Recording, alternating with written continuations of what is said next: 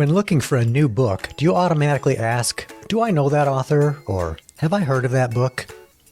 What if you ignored all that and just listened to the first page to decide if it sounds interesting enough to read the whole book? Is that even a thing? It is here on the Page One Challenge.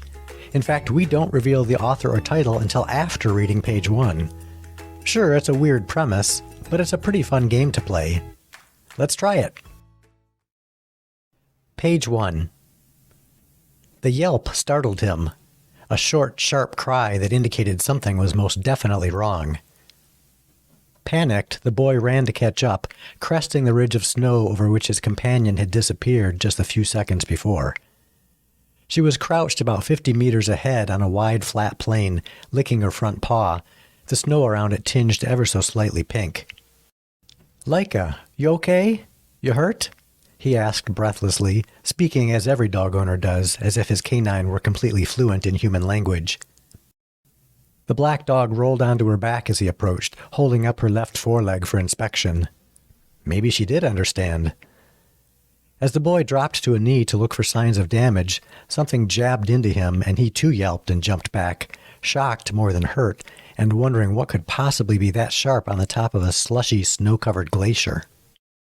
Laika snapped to her feet, startled at her small human's vocal and physical recoil, but with her tail wagging furiously, having clearly reached the conclusion that both she and he were now in the same predicament.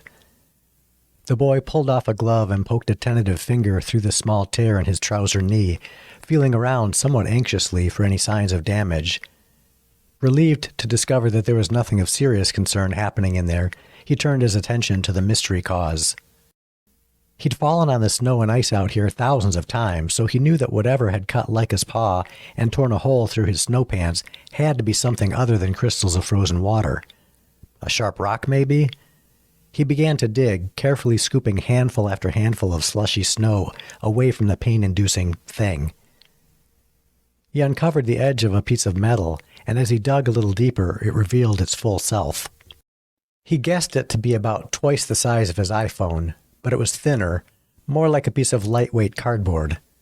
Angular, gently curved, dull dark gray on one side and a kind of faded pea green on the other, the object had a line of raised dots and some small holes along one edge where it looked as if another piece of metal had maybe once been attached.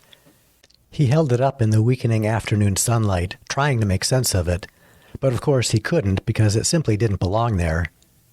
And at that time of day especially, neither did he.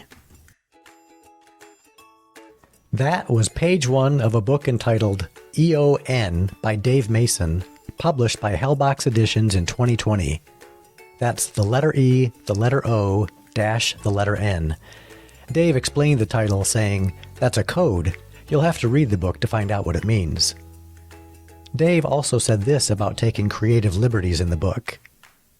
The story is, of course, imaginary, so there are no doubt some creative liberties in there, but for me, the biggest challenge was to weave the fiction into enough credible reality that a reader would find it difficult to know where one ended and the other one began. Hopefully that line is pretty blurry.